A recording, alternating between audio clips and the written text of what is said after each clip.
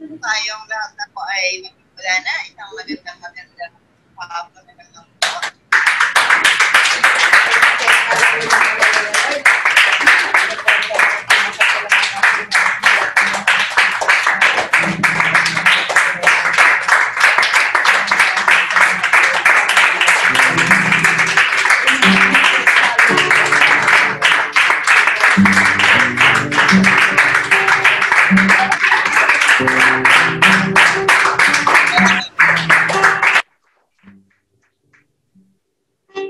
Praise God, hallelujah. Mang banal na makapangyarihan sa lahat. Pinupuri ka namin, pinasasalamatan, pinadakila, itinataas ka namin, Panginoon, sa gabi mo, Lord. Maraming salamat. Ano bang Panginoon ang aming mapagkukulang pagkakasala na nagagawa sa iyong harapan? Pagkakasalang maliit o malaki, sinasadya man ito, Panginoon, o hindi. Humihingi po kami ng kapatawaran sa iyong Panginoon. Alam po namin, Panginoon, na ikaw lamang ang nakakita ng aming mga puso. Kaya sa iyo lamang kami, Panginoon, nagpapalinis, nagpapakumbaba, Panginoon. Kaya Lord, maraming salamat, Panginoon, sa kapatawaran na patuloy mong ibinibigay sa amin. Maraming salamat.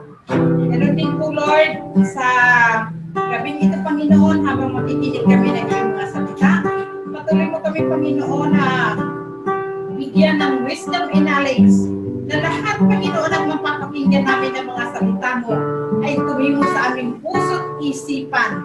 Kaya ngayon pa lang, Panginoon, nagpapalinis kami, Panginoon, na sa ng aming mga puso, ng aming mga isip, Panginoon, para sa aming pakikinig, Lord, matanggap namin ang mga salita mo. Maraming salamat, Lord. At sa pamagitan, Panginoon, ang aming teacher na iyong gagamitin na si Sister Cora, Panginoon, pagpalain mo po siya, Lord, sa kanyang buhay, sa aspeto, Panginoon, ng kanyang buhay. Patuloy mo siya, Lord, na pagpalain. Ibaba mo po siya, Lord, sa pinakamababa na hindi po siya makita kundi ang iyong kapangyarihan. Maraming salamat, Panginoon. Wisdom and knowledge, Panginoon, sa aming teacher ay patuloy mo itong ibigay sa kanya, Panginoon. Maraming salamat. Ganun din po, Lord, sa apat na sunod ng dakong ito na kung saan, Panginoon, nakataas ang iyong dakilang pangalan, Panginoon. Aming itinatabi, Panginoon, lahat ng mga espiritu na hindi mo kanuuban, lalong-lalo na, Panginoon, ang espiritu na walang ganang pakikinig ng iyong mga salita. Aming itinatabi ito sa labing ito, Panginoon, in Jesus' name. In Jesus' name. In Jesus' name. Wala po kami ibang inaanyayahan kundi ang iyong Santong Espiritu na patuloy na kumilos sa aming kalagitnaan. At sa mga kapatid namin, Panginoon, na wala pa dito sa dakong ito, Lord, alisin mo, Lord, ang anumang hadlang sa bawat isa sa kanila. Dalhin mo po sila dito, Panginoon, para sama-sama kami makapakinig ng iyong mga salita. Alam po namin, Panginoon, na wala pong imposible sa iyo, Lord. Kaya, kung maasa kami, Panginoon, na sa gabi ito, Lord, sama-sama kami na makikinig ng iyong mga salita, Lord. Maraming salamat. Maraming salamat sa iyong malakidaan. Kaya lahat ng ito, Panginoon, ay aming itinataas lamang sa iyong dakila at makapangyarihang pangalan. In the mighty name of Jesus Christ, we pray. Amen and amen.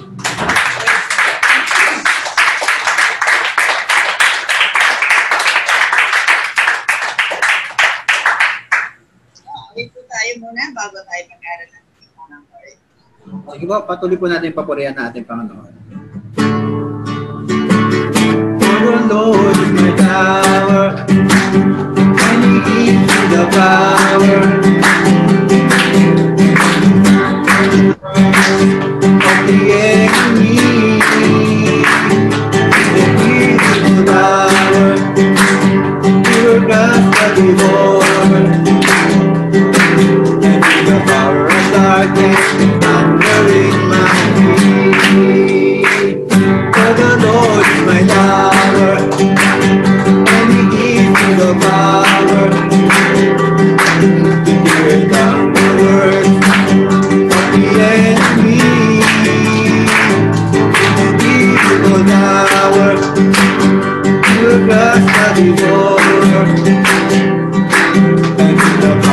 darkness thundering my feet. Blessed be the name of the Lord. Blessed be the name of the Lord. Blessed be the name of the Lord, the Most High. Blessed be the name of the Lord. Blessed be the name of the Lord. Blessed be the name of the Lord, the Most High. For the Lord is my tower, and He gives me the power to tear down the works of the enemy. He leads me to power, you are best the devourer, and to the power of darkness thundering my feet. For the Lord is my tower, and He gives me the power to tear down the works of the enemy. He gives me the power to bless the devourer, and with the power of darkness thundering my feet. And with the power of darkness thundering my feet. The power of darkness thundering my feet.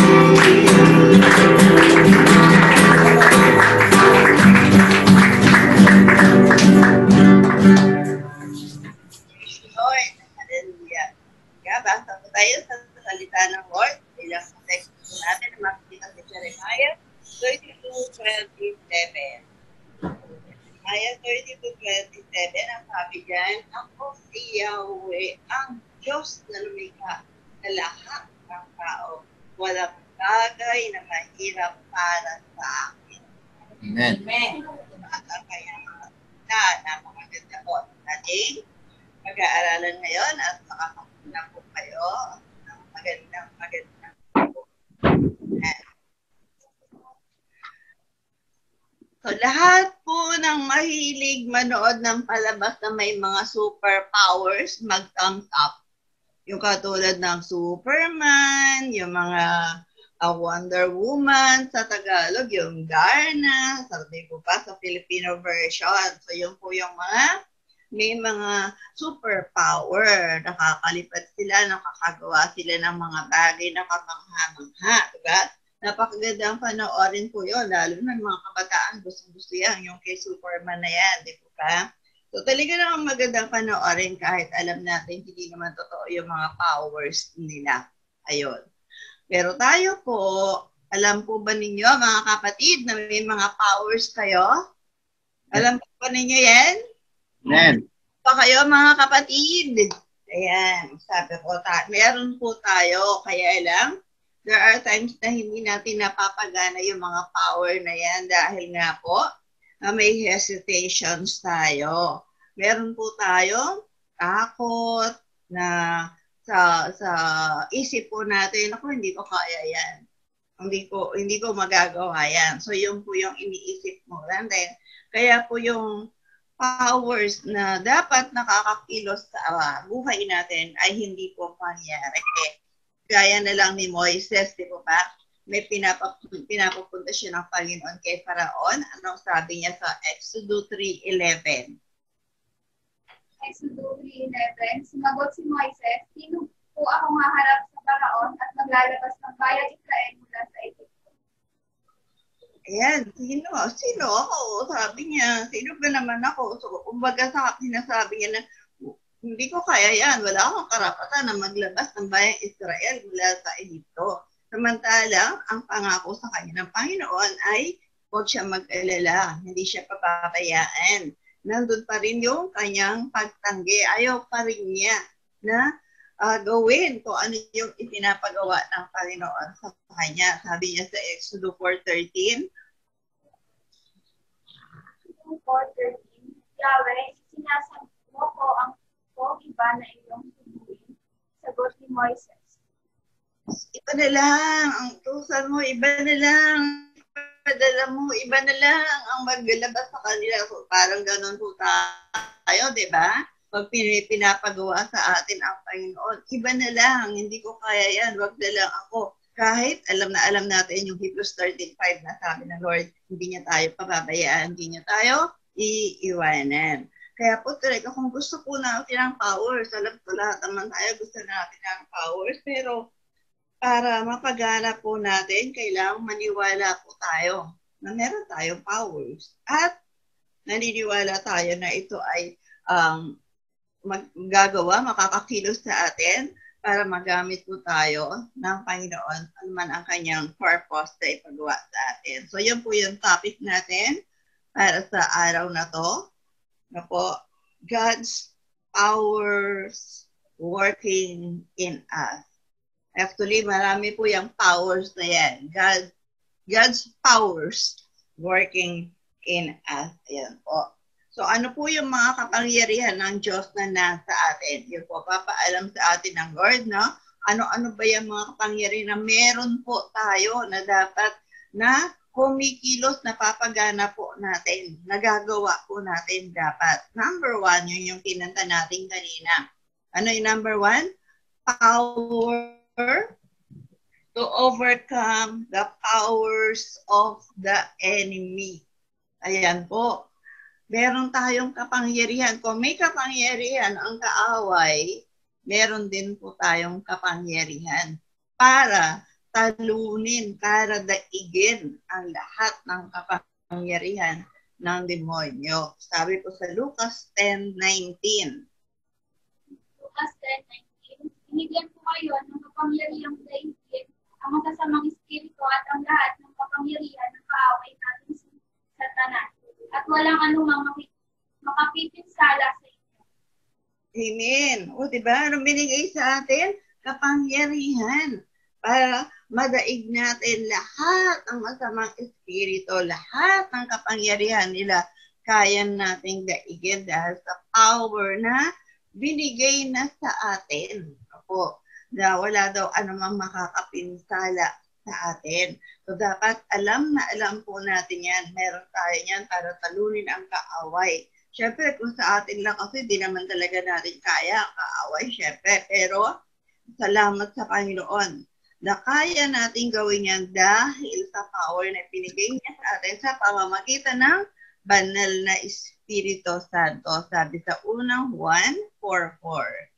Unang 1:4:4, mga anak, kayo'y sa Diyos at nagtagumpayan niyo ang mga bulang propeta. Sapagkat ang Espiritu na sa inyo ay mga pamirin, Espiritu na sa mga kapatid. O, diba? Merong Espiritu nasa atin. Sino yun? The Holy Spirit na nasa atin na mas makapangyarihan kaysa sa Espiritu, kaysa sa lahat ng masasamang Espiritu. Kaya dapat po, nagpapagana po natin dahil mas makapangyarihan yung nasa atin na kayang-kaya natin silang taliang lahat. Kayang-kaya po natin silang ay itsapuera sa buhay po natin. Maging yan ay karamdaman, kahirapan, kalamidad, mga famine or pestilences, kaya po natin silang i-bind together.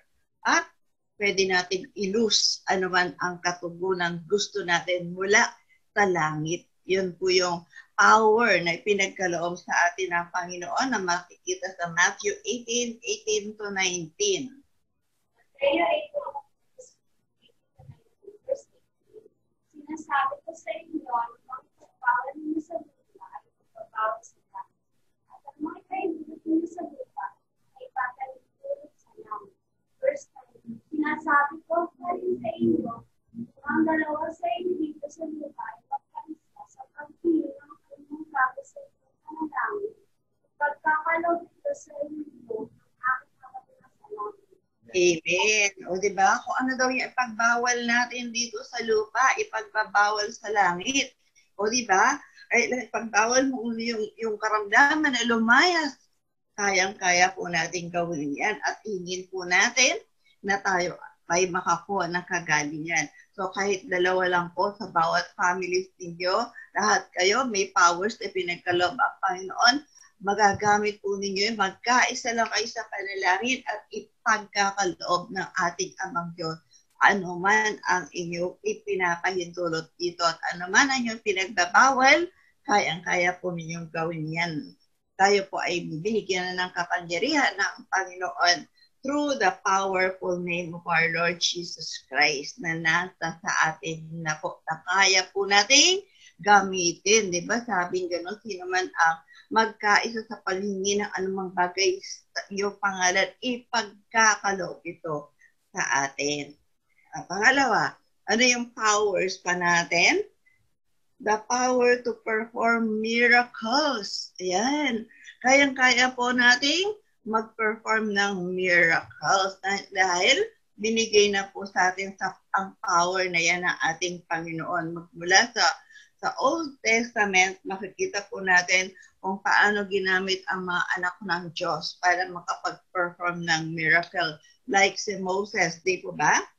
Na, ayan, nakita po natin, sino ba yung naghati na yan? Sino ang ginamit ng Lord para mahati ang dagat? Kung gusto niyo pong basahin, makakita niyo dyan sa Exodus 14:15-30. Sa pamamagitan ni Moses, di ba, tinaas lang niya yung kanyang kamay na may baston, nahati ang dagat. So, nakapag-perform ng miracle ang Diyos sa pamamagitan ni Moses.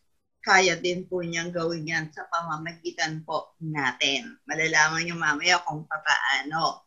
Ganon din si Elijah. Ano naman yung miracle na ginawa na ni Elijah?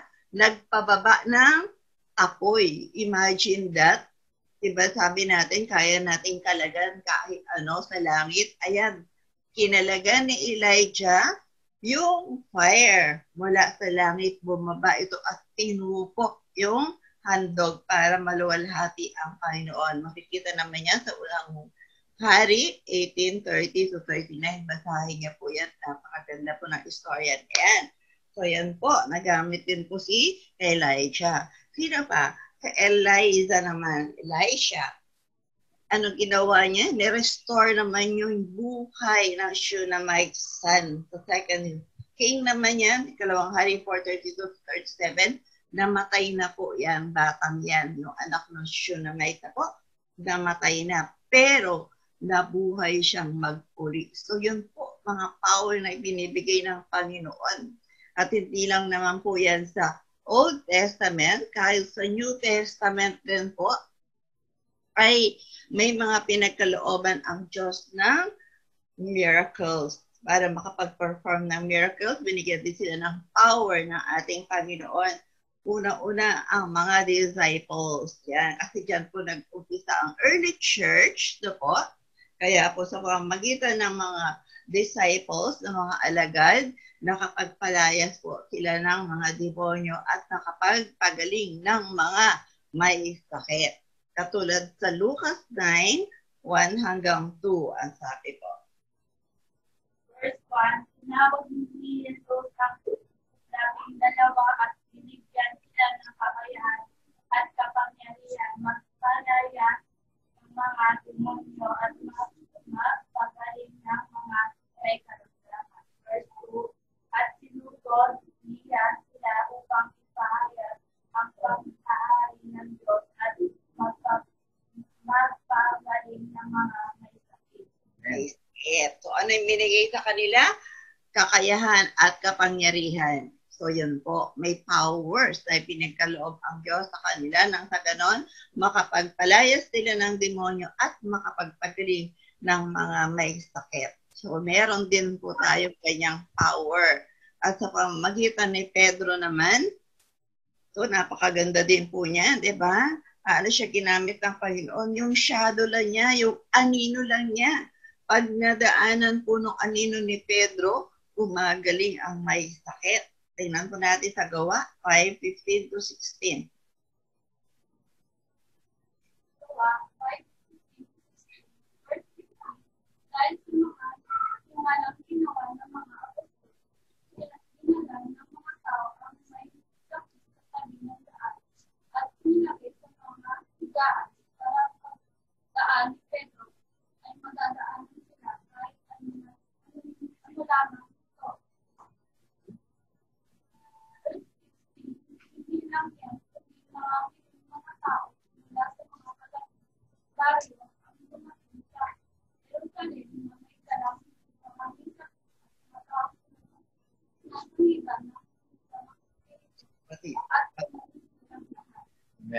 Amen. Gumagaling lahat. Lahat na sinasaniban ng mga masamang espiritu, lahat ng uri ng karamdaman, gumagaling. Pag nilalagay nila lahat sa may tabindaan, pag tumaan lang si Pedro at natamaan ng kanyang anino, gumagaling po. Si Pablo naman, kung si Pedro ay anino niya, si Pablo naman through his handkerchief, yung yusa, yung ginamit na niyang panyo, ginamit na niya. Kukunin po, pag binigay po ito sa may sakit, gumagaling. At nakakapagpalayas ng demonyo, sabi sa Gawa 19:11 to 12. Gawa 19:11 verse 11. At tuwa ng mga pamihirang kababalaghan ng Diyos sa pamamagitan ng tao. Verse 12. Kahit ang panyo o delantab ng kanyang ginamit ay dinadala sa mga may sakit. Gumagaling ang mga ito at maalis sa kanila ang masamang. Amen. O di ko ba? Talagang may power. Imagine, kahit yung panyo na ginamit niya, yung apron o yung dilintar na ginamit niya, basta dinadala lang yun sa may sakit. May power na po para makapagpagaling. So, ganun po ang Panginoon. At hindi lang, sila din, si Peter at si Pablo din ay ginamit din ng Lord para makabuhay ng patay. Tapos si Pedro, di ba? Ayan, sino po yung babaeng yan? Si Tabitha. Si Tabitha na nandyan po ba? Ayan, Gawa 9:40. Ano po ang sabi dyan? Gawa. Ano ito? Lalabas ni Pedro at lahat. Siya'y tumunta at nangyayari. Pagkatapos umakas sa pagkaya at natin. Tabitha, lumangon ka. Ibilang ang Tabitha. Ibilang Tabitha at huwag Amen. O di po ba? Ganon ka-powerful yung binibigay sa atin na kapangyarihan ng Lord. Na imagine, patay na yan. Na po, pero bumangon nung patapos na ipag-pray ni Pedro. At si Paul, ganon din naman po. Ayan. Pakita naman sa Gawa 20:9-10 and 12. Nakaupo sa bintana ang isang binata na ang pangalay Eutico. Dahil sa kahabaan ng pagsasalita ni Pablo, si Eutico ay inantok at nakatulog ng mahilig. Nahulog siya mula sa ikatlong palapag ng kanyang kinaroroonan, kaya't patay na siya ng buhati. Verse 10, nanaog si Pablo at niyakap ang binata at sinabi niya, huwag kayong mabahala, buhay siya. Well, ang binata naman ay buhay na iniuwi at ito ay nagdulot sa kanila ng malaking kaaliwan. Amen. O, tibo ba? Ayan, kaya iingat kayo, huwag kayong matutulog, baka kayo may baldog dyan. O, di ba? Katulad dito, sa Eutico. Dahil sa nakatulog, sa pakikinig ng salita ng Diyos, namatay po siya. Pero dahil sa kapangyarihan, kaloob ng Lord kay Pablo, muli siyang nabuhay. So, up to now, hanggang ngayon, maraming miracles na ginagawa ang Panginoon sa pamamagitan ng kanyang mga anak, sa pamamagitan ng kanyang mga pinili. Dahil sabi nga natin, ang Diyos hindi nagbabago. Pinag-aralan natin na nakaraan linggo. Hindi siya nagbabago kung paano siya nagpapagaling before, hanggang ngayon nagpapagaling ang ating Panginoon. Po. So, pangatlo, ano pa daw po yung powers ay pinagkalob sa atin? The power to witness for the Lord. Ayan na, napaka-importante. At lahat po tayo may ganyang power na po mula sa Panginoon dahil sabi sa Gawa 1:8. Gawa 1:8, ngunit bibigyan ko kayo ng kapangyarihan pagbaba sa inyong Espiritu Santo at kayo magiging mga saksi ko sa Jerusalem, sa buong Judea at sa Samaria at hanggang sa dulo ng daigdig. Ano daw binigay sa atin? Kapangyarihan. Pagbaba ng Espiritu Santo. So lahat po tayo pwedeng maging saksi ng Panginoon, pwedeng maghayag ng kanyang pong kaligtasan na binibigay sa atin para hindi tayo man ay pwedeng muhay ng mga patay. Diba? Yung mga patay sa pananampalataya. Kaya tayo naghahayag para ma-restore po yung mga nawawala para ma-save at maging disciple din ng ating Panginoon. Dahil sabi sa Matthew 28:19, nautos sa ating lahat yan. Kaya 28:19, kaya humayo kayo at gawin ninyong alagad ko ang lahat ng bansa. Bautismuhan ninyo sila sa ngalan ng Ama at ng Anak at ng Espiritu Santo. Ayan. So, lahat po yan ay ipinapagawa po sa atin para po muli tayong buhay, makabigbigay buhay doon mga sa spiritually na patay. So, at tanong, paano po tayo magkaroon ng power na yan? Paano po mag-move yung power na yan ng Panginoon sa atin? Paano tayo magagamit ng Panginoon sa pamamagitan ng mga powers na yan? Number one is believe and obey the gospel. Iyan po yung napaka-importante na dapat po maniwala muna tayo at sundin po natin yung gospel kasi hindi tayo magkakaroon ng power ng Panginoon hanggat hindi natin pinaniniwalaan at sinusunod at nangyayari sa buhay natin ang gospel. Ano po ba yan? Na palagi nating nakikita yan, naririnig yan, pero naisa sa buhay po kaya natin. Nangyari na po kaya talaga sa buhay natin na si Kristo ay, ano daw? Si Kristo ay, Jesus Christ died. Yan po. He was buried and on the third day, He rose again. So kung nangyari na po na tayo po ay dumaan na po dyan, na po, dapat maganap po yan. Magaganap po ang tatlong yan sa pamamagitan po ng Gawa 2:37 to 38. Ano pa ang sabi yan? Gawa 2, verse 37, 38. Verse 37, ang madinig na nila ito na nabagabag ang kanilang mga puso. Sinabi nila kay Pedro sa mga ibang mga apostol, mga kapatid, anong gagawin namin? Verse 38, sinabi ni Pedro sa kanila, magsisige at magbibismo sa pangalan ni Kristo. Patungkol sa pagpapatawad ng inyong mga kasalanan. At tatanggapin ninyo ang mga kaloob na banal ng Espiritu. Amen. Yan. So, dapat po mangyari po yan sa buhay natin para maganap mo. Ano man yan naganap sa Panginoon, maganap din po sa buhay natin sa pamamagitan naman ng repentance, yung kanyang pagkamatay, i-baptize in Jesus' name, yung kanyang pong paglilibing, at receive the gift of the Holy Spirit, ayan naman po kanyang pagkabuhay na magpuli. So ito po yung napaka-importante na dapat mangyari po sa ating yung pagkabuhay na magpuli ng Panginoon. Meaning, nagbabago. May pagbabago ang buhay natin kaya makakatanggap tayo ng gift of the Holy Spirit. So yun po yun. Kailangan po natin yun hanggat hindi po bumaba ang banal na Espiritu sa atin, hindi po natin makukuha yung power na yan. Hindi po tayo magagamit maitili kasi nga po kung walang pagbabago yung buhay po natin, di po ba? Hindi po talaga, hindi po tayo makakatanggap ng banal na Espiritu Santo. Kaya po naman tayo may power kapag bumaba na po sa atin ang banal na Espiritu, kapag natanggap na po natin ang banal na Espiritu ng ating Panginoon.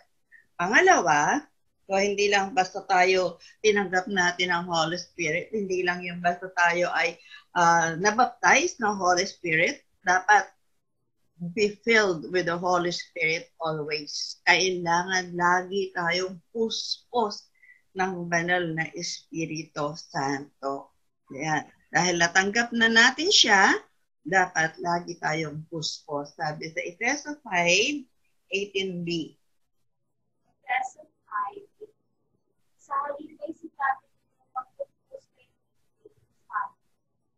Ano daw, kailangan sikapin natin. Pa? Kailangan sikapin. Kasi nga po, bumaba na yung Espiritu Santo sa atin eh. Pero once na natutuyo po yan, so dapat lagi po tayong nagre-refresh, lagi tayong na-i-enfill. Pero ma-i-enfill lang po tayo ng Espiritu. Sabi ko nga kanina, mababaptize lang tayo ng Espiritu Santo kung ang buhay po natin ay nabago talaga. Na po.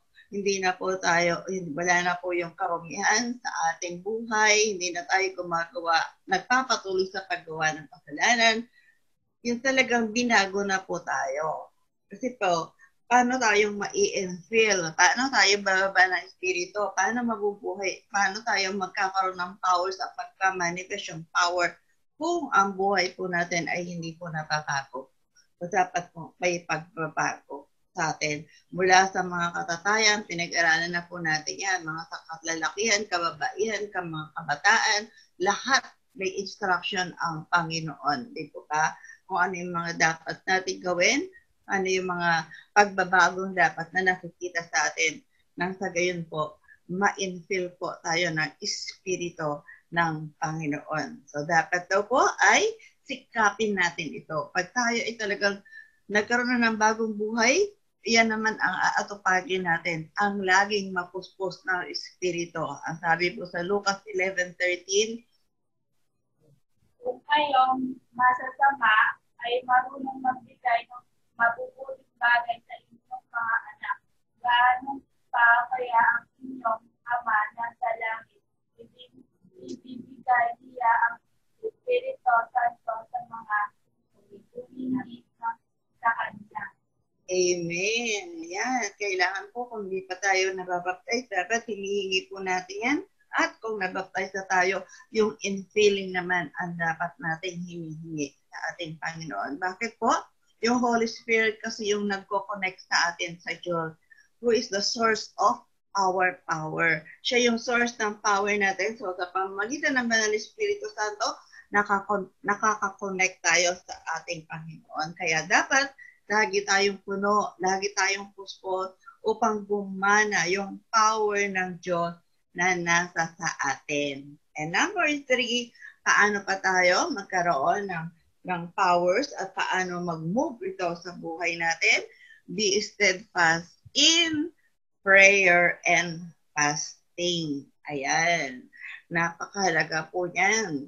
Napaka-importante ng mataimtim na pananalangin at pag-ayuno para mapalayas po natin lahat ng gawa ng kaaway sa buhay natin po.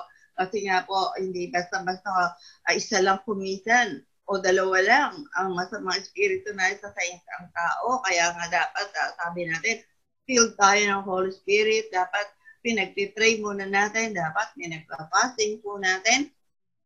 Hindi tayo basta-basta sumusugod kung meron pong sasabihin ipag-pray. Dapat pray muna tayo. And fasting kung kinakailangan po talaga para nang sa ganon talagang hindi po tayo ang maging talunan kundi tayo yung winner. Ayan, sabi sa Matthew 17, 19, and 21.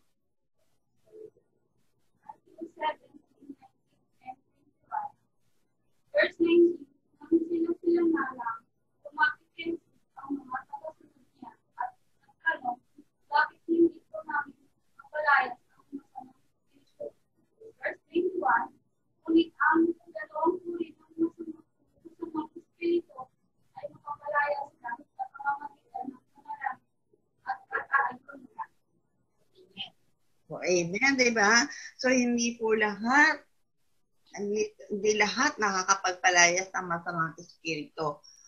Kung merong mga masamang espiritu kinakailangan natin manalangin at mag-ayuno. Ayan. Kumbaga parang tayo, kumbaga sa atin, merong matigas ang ulo sa atin na kahit anong sabihin, hindi tayo nakikinig. So meron din pong ganyang bad spirit na kahit anong gawin, hindi natin mapalayas. Pero dapat, yung kapangyarihan ng Panginoon kaya dapat hindi tayo matigas ng ulo para yung kapangyarihan ng Panginoon nagmamanifest sa atin at nakakapagpalayas talaga tayo ng kaaway. Yan.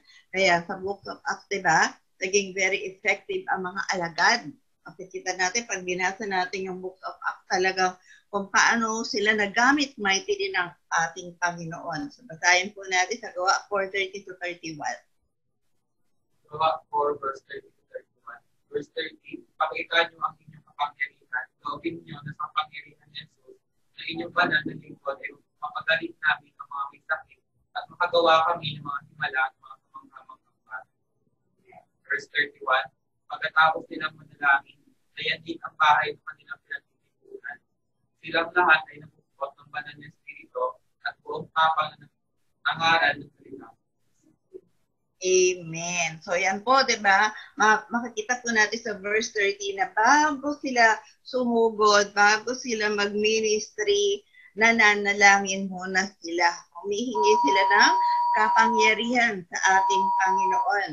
Ayan, di ba sabi diyan, loobin niyo na sa kapangyarihan ni Jesus na iyong banal na lingkod ay mapagaling namin ang mga may sakit at makagawa kami ng himala at mga kamangha-mahang bagay. So, yun po, diba? Yun po yung bago sila sumugod, nananalangin muna sila. Kaya pagkatapos daw nilang manalangin, ano nangyari? Nayanig ang buong bahay na pinagtitipunan nila. Silang lahat, ano nangyari? Napuspos ng banal na Espiritu, kaya buong tapang na nangaral ng salita ng Diyos. Hindi lang sila basta nagpagaling ng mga may sakit, hindi lang sila basta nag-perform ng miracles, yung pinaka-importante, nangaral sila ng salita ng Diyos. Nakabuhay sila ng maraming patay sa nakaluluwa o maraming patay sa pananampalataya. So yun po yung nagagawa ng puspos ng Espiritu, at kahit may mga death threats sila o pinagbabantaan sila, pinagbabawalan silang mangaral ng salita ng Diyos, hindi po sila napatigil. Bakit? Babad sila sa prayer and fasting. Kaya kitang-kita kung paano yung power ng Diyos na kumikilos sa buhay po nila. So dapat ganun din po tayo. So tatlong bagay po yung pinapagawa sa atin na para tayo ay talaga po magamit yung power ng Panginoon. Siyempre, una dapat na tinanggap natin yung gospel.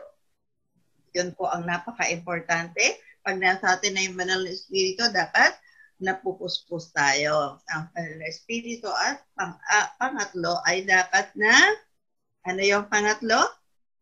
Dapat yung prayer. Babad tayo.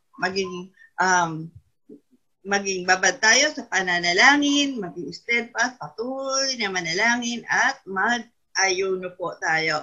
Nang sa gayon, matanggap po natin ang resulta ng God's power sa buhay natin. What is the result of God's power in us? Yeah. What is the power? We can perform much greater things. Nakita natin kung ano yung mga ginawa ng Panginoon nung siya ay narito sa lupa. Nakita natin yung mga sample na pinakita natin ng mga ginamit, yung ating mga kapatid na mga nauna sa atin. Ang sabi siya ng Panginoon, mas pa daw ang kakayanan nating magawa.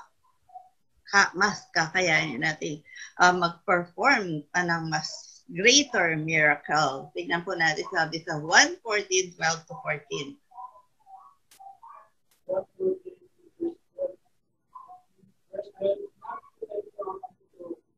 Sumasampalataya sa akin ang kagawa ng gawa ko at ito ang gagawa niya kahit ito ang Verse 13, ang hindi niya sa akin para gagawin ko, ito ang paraan ng Ama sa pamamagitan ko ng kanyang anak.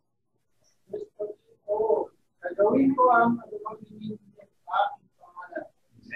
Amen. Praise the Lord. O di po ba, sabi diyan, kung sasampalataya kayo sa akin, sabi ng Panginoon, makakagawa ka ng ginawa ko, yung ginawa ng Panginoon, kaya natin gawin. At higit sa lahat, sabi niya diyan, higit pa rito ang magagawa ninyo.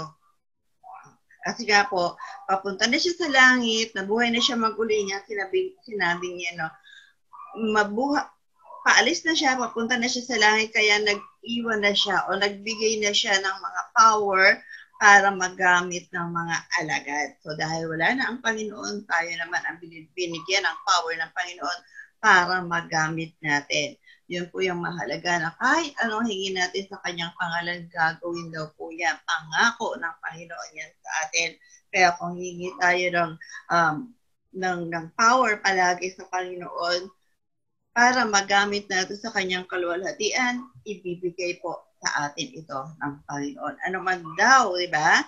gagawin ko ang anumang hiniling nyo sa aking pangalan. Pangako ng Diyos yan. Yun po. Kaya dapat po na ang kailangan lang natin talaga ay magpagamit. Yan. Maniwala po tayo, meron na tayo, kung nangyari na po sa buhay natin yung tatlo na yan, maniwala tayo na meron na po tayong power, kailangan lang po na magamit po yan. Kailangan lang po na magpagamit tayo sa Panginoon. Alam natin may mga kahinaan tayo. Lahat tayo may mga kahinaan pa. Kaya nga po dapat puspos tayo ng Espiritu ng Lord para magamit tayo. Kasi kung hindi nga po makakilos ang Espiritu, hindi tayo makakagawa ng powers na pinagkaloob sa atin. Ang Holy Spirit ang siyang tumutulong sa atin sa ating mga kahinaan. Kaya kahit pananalangin, di ba? Kumikilos siya, kaya sabi, kailangan natin prayer, kailangan natin ang fasting. Through that, nakakakilos ang Holy Spirit sa buhay natin. Yung ating kahinaan ay ginagawa niya kalakasan. Basahin po natin sa Romans 8:26. Roma 8:26. Gayon din naman, tinutulungan tayo ng Espiritu sa ating kahinaan. Hindi tayo marunong manalangin ng wasto, kaya't ang Espiritu ang lumuluhog para sa ating para ang di magagawa ng pananalita. Amen. So, napakahalaga po ng Holy Spirit sa atin dahil siya nga po yung tumutulong sa ating mga kahinaan. Nang sa gayon, magamit po tayong maitili ng ating Panginoon. The Holy Spirit intercede for us. Kaya huwag nating pipighatiin ang Espiritu ng Diyos. Diba? Do not grieve the Holy Spirit kasi ito yung seal ng Panginoon. Ito yung tatak sa atin na tayo ay mga anak ng Diyos. Di ba? Kaya pag tayo po ay inuutusan, may pinapagawa sa atin na po, through the Holy Spirit, yung Holy Spirit ang bubulong sa atin Siya yung mag-uudyok sa atin, pero pag hindi po natin ginagawa yan, nag-grieve ang Espiritu ng Diyos. Kaya dapat huwag po siyang dulutan ng anumang kapighatian. Sabi sa Efeso 4:30, ito po yung last verse po natin. Sabi po siya, sige po. Efeso 4:30, at huwag ninyong dulutan ng kapighati ang Espiritu Santo, sapagkat ito ang tatak ng Diyos sa inyo, ang katibayan ng inyong katubasan pagdating sa pakdang panahon. Amen. We need to cooperate with the Holy Spirit kapag may pinapagawa sa atin with faith. Kaya natin to. Kaya natin mag-perform ng miracle because of the Holy Spirit na nag-work sa atin. Pero kung mapipighati siya, paano pa tayo magagamit ng Panginoon? Siya yung tatak para, siya yung katibayan para tayo ay maligtas pagdating ng takang panahon. Kaya dapat wag po natin gigrieve ang Holy Spirit. Gawin po natin po ano po ang pinapagawa sa atin to see how the power of God will move in us. Makikita natin mismo, na po, tayo mismo makikita natin yung power ng Diyos na kumikilos sa atin. Ayan. Pinagpala po ba kayo ng Diyos? O yung power ng Panginoon sa inyo? Wala lang. Kumbaga yung power talaga bang nagpupumiglas para magamit tayo ng Panginoon. Dapat yun po yung nararamdaman natin na lumalakas yung loob natin. Kung may power pala ako, dapat magamit ako. Dapat ganun po. Dapat makita po ng Panginoon. Makita ng iba, ng lahat ng nakapaligid sa atin na may power. May power tayo sa pamamagitan ng ating Panginoon. Magamit natin for God's glory. Ayan. So, palakpakan nga po natin ang Panginoon at nawa po ay talagang mag-manifest, mag-move yung power na yan sa buhay po natin na para hindi lang po tayo kumukonti. Dapat dumadami po tayo dahil yan po ang isang power na binigay sa atin para makapag-witness po para sa Panginoon. Sige, tayo na po tayong lahat. Basahin na po natin ang awit 91. Tayo po lahat. Awit 91, verse 1. Siyang nag-aangat ng pagpupok ng katas-kaasan at nananatili sa kanyang noong makapangyarihan. Nakapagsasabi sa kanyang Panginoon, o katahanan, ikaw ang aking Diyos, ang Diyos sa tayong kong pinagtiwalaan. Ikaw ay liligtas niya sa panganib, sa umang nabigat, at kahit anumang mabigat na salot, di ka magdaranas. Lulukuban niya sa gilid ng kanyang malabay na pakpak, sa kalingan niya ang titiyak mo na ikaw ay ligtas. Ingatan niya at ipagsasanggalan pagkat siya'y sapat. Pagsapit ng gabi, di ka matatakot sa anumang bagay, maging sa gagawing biglaang paglusok pagsapit ng araw. Ni sa ano bang ang darating na salot pagkagat ng dilim, di ka matatakot sa kasamamang araw kung dumating. Kahit na mabuhay sa iyong harapan ang 1,000 tao, sa iyong hindi lang patay pag isang libo, hindi ka matatakot at natitiyak mong hindi ka maano. Ikaw ay nagmamasid at iyong mamasdan, yaong masasama ay makikita mo ang pinarulusahan. Sapagkat si Yahweh ang iyong ginawang tagapagtanggalan, at ang pinili mong mag-iingat sa iyo'y kataas-taasan. Di mo aabutin ikaw'y mapahama, at walang daratal kahit anong uri mga paghihirap sa iyong tahanan. Susubuin niya ang maraming anghel, siyang susubaybay. Kahit saan dako, ikaw'y maparoon, tiyak niya. Pag siyang kalat ay tatayo at silang magtataas, nang hindi masaktan ang mga pamo sa batong matalas. Kahit ang tapakan ng mga leon, sa babagsik, di ka maano sa marsipiente at iyong magabangis. Ang sabi ng Diyos, aking ililigtas ang tapat sa akin, at iingatan ko ang sinumang taong ako'y kikilandin. Pag sila'y tumawag, laging handa ako na sila'y pakinggan. Aking sasamahan at kung may hilahin ay sasaklolohan. Aking ililigtas ang bawat isa ay pararamihan. Sila'y bibigyan ko at gagaling palaan ng mahabang buhay at matitiyak ng tapanungin nila ay kaligtasan. Amen. Nangin na po.